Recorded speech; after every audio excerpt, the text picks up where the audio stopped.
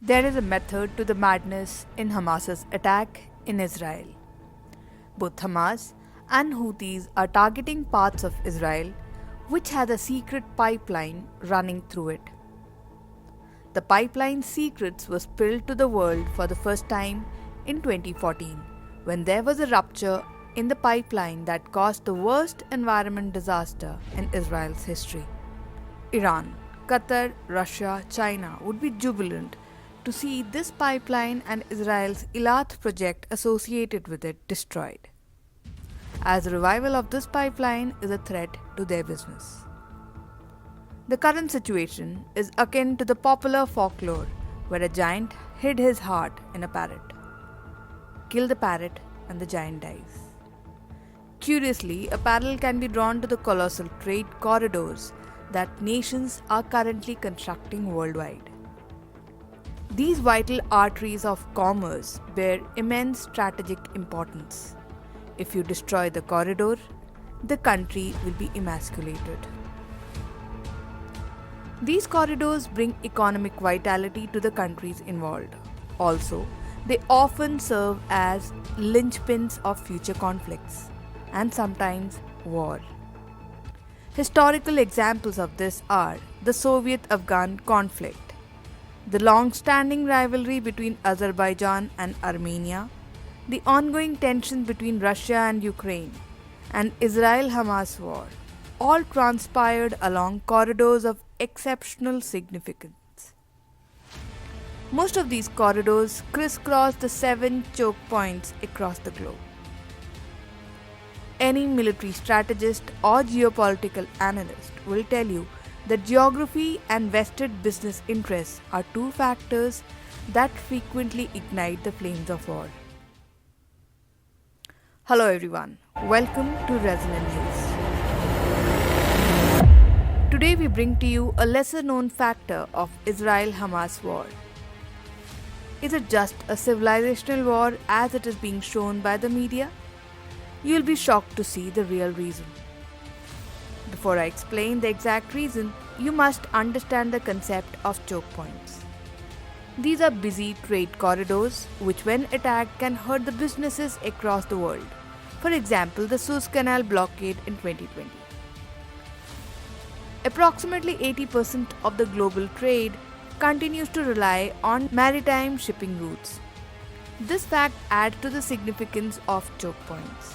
These choke points are often narrow passages which serve as critical connectors between large regions and are typically characterized as straits or canals through which substantial volumes of maritime traffic flow. There are 7 maritime choke points across the world and 3 of them lie around Middle East. This should tell you why Middle East is in a constant turmoil even when the oil did not exist. Out of the 3 choke points, 2 lie right next to Israel and 1 slightly away near UAE. Suez Canal. On an average, 50 vessels pass through Suez Canal every day. Bab al-Mandeb. About 47 ships cross the strait every day. Strait of Hormuz. Every day approximately 1/5 of the volume of total oil consumption passes through the Strait of Hormuz. Amidst the ongoing Israel-Hamas conflict, the names Eilat and Ashkelon have gained prominence. While Houthis are targeting the southern tip of Israel in Eilat, Hamas has been targeting Ashkelon in north. There is a strategy behind this attack. After the Suez Canal block in 2020, Israel decided to revamp Eilat with a deep water port and huge logistic warehouses, which will be connected to central Israel by railway. This railway will later also connect Saudi Arabia to Eilat city in Israel. In 2021, nobody believed that Israel and Saudi could achieve peace, but governments clearly had a long-term plan.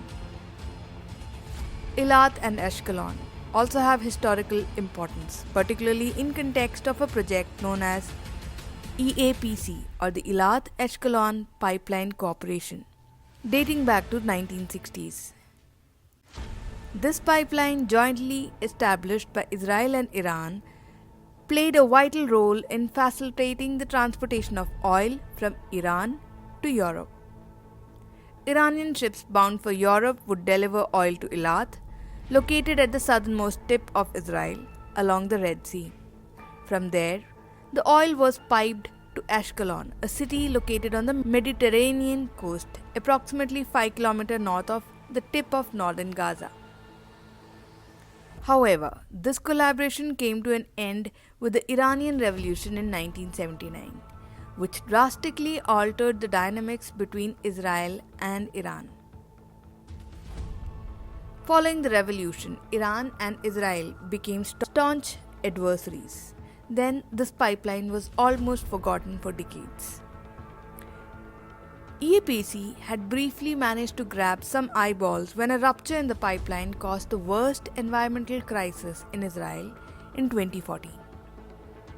The EAPC pipeline faded into relative obscurity again until the Abraham Accord involving UAE, Israel, and Bahrain in 2020 happened. Subsequently, discussions emerged between Israel and UAE regarding the EAPC pipeline, which connects the Red Sea to the Mediterranean. Notably, the Israeli officials have maintained a high level of secrecy regarding the operations of this pipeline. But why is it a secret? The operations of this company have consistently remained one of Israel's best kept secrets, shrouded in the veil of confidentiality. Even today, EAPC maintains a stringent policy of not disclosing any financial statements.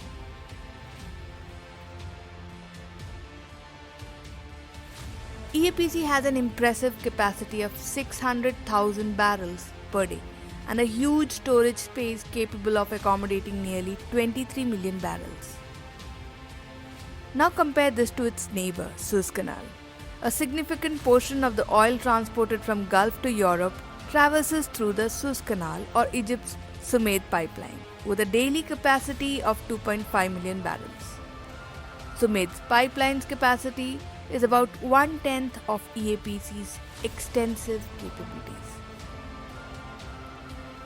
Another one of the standout features of EAPC lies in its ability to handle massive supertankers known as VLCC or Very Large Crude Carriers. These are capable of transporting up to 2 million barrels of petroleum. On the contrary, Suez Canal, which was constructed 150 years ago, grapples with limitations tied to its depth and width, restricting it to accommodating vessels known as Suezmax, with only half the capacity of a VLCC. Consequently, oil traders who traditionally charter 2 ships through Suez Canal will have to pay for just one ship, which will be VLCC, and send it through Israel. With one-way fees through the Suez soaring up to $300,000 to $400,000, the EAPC pipeline can afford to its customers substantial cost advantage. Till not so long ago, ships docking at Ashkelon or northern Israel were prohibited from accessing GCC ports, prompting EAPC's customer shipping companies to employ elaborate tactics, including multiple registrations and other strategies like painting the ships to conceal their identities. This is one of the reasons why Israel never shared too many details about EAPCs that would have hurt its clientele. Another one of the reasons is Israel sharing its profits with Iran. In 2015, a Swiss court had ruled that Israel was obligated to pay approximately $1.1 billion to Iran as a share of profits stemming from the joint partnership of EAPC pipeline. However, Israel declined to comply with this compensation ruling. The reason for Israel's resistance is not difficult to comprehend. Present Iranian regime has refused to cooperate with Israel. Peace and profit sharing cannot be expected, at least in the near future. Meanwhile, at the Suez Canal, notwithstanding the disruption in Suez Canal in 2020, Egypt's Suez Canal accomplished a massive agreement in October amounting to a staggering $6.7 billion with China Energy. Simultaneously, Qatar had also pledged a substantial 5 billion investment in the Egyptian economy. In recent decades, Israel and Egypt have cultivated great level of cooperation. The activation of EAPC to its full capacity will jeopardize this partnership. EAPC will capture about 10 to 12% of Egypt's lucrative business conducted through Suez Canal. This will hurt Egypt's business, but also of the investors in Suez Canal. EAPC has a unique capacity to transport oil unloaded in Ashkelon from ships dispatched from producers like Azerbaijan and Kazakhstan to tankers stationed in Gulf of Aqaba. These tankers are destined for far-reaching destinations including China, South Korea and other regions within Asia. The significance of this dynamic lies not only in the energy trade but also on its geopolitical implications. Azerbaijan stands out due to its multifaceted relationship with Israel, encompassing both trade and military cooperation. This bond, while strategically beneficial, complicates the geopolitical landscape in the region. Azerbaijan's historical rival, Armenia, enjoys the support of a Shia Iran, primarily stemming from the long-standing bonds and trade relations.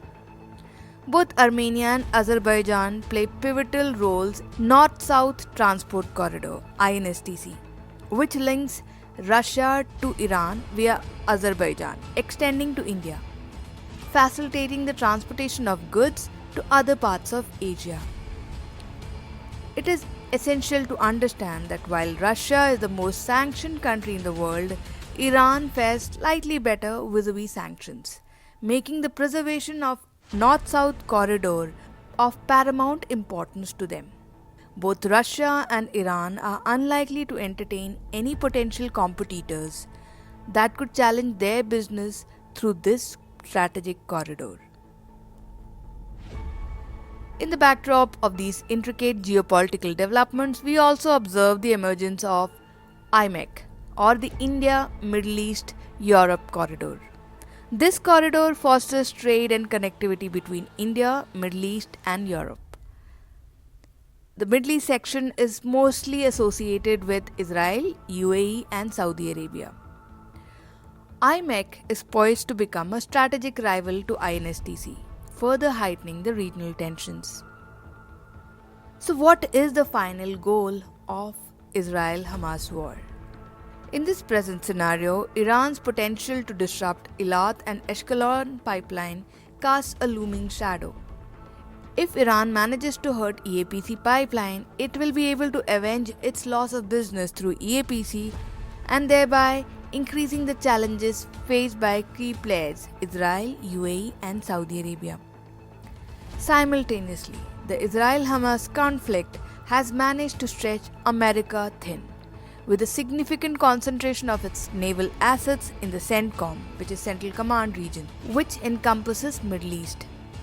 This strategic realignment compels United States to prioritize its support for Israel over the global concerns, notably Ukraine. This shift in focus aligns with Russia's interests, allowing it to capitalize on the situation. In this chaos, there are two relatively silent yet influential actors, Qatar and China, who are poised for significant repercussions. Their substantial investments in Suez Canal stand to be adversely affected if EAPC attains its maximum operational capacity. Israel-Hamas war, by media narrative, has been turned into a civilizational conflict. But is it? It is business interests that each player is attempting to safeguard. This is a war of corridors. We are not saying that this is the only reason for the war. We are saying that the secret pipeline could be one of the main reasons for the war. Now the question arises, will we ever see peace return to Gaza and Israel? This might not be a good news to many, but the reality is, as long as Israel and Gaza are part of corridors, there will only be temporary peace in the region. Hope you enjoyed the video. Do give us your feedback in the comment section. Do not forget to like and share our content.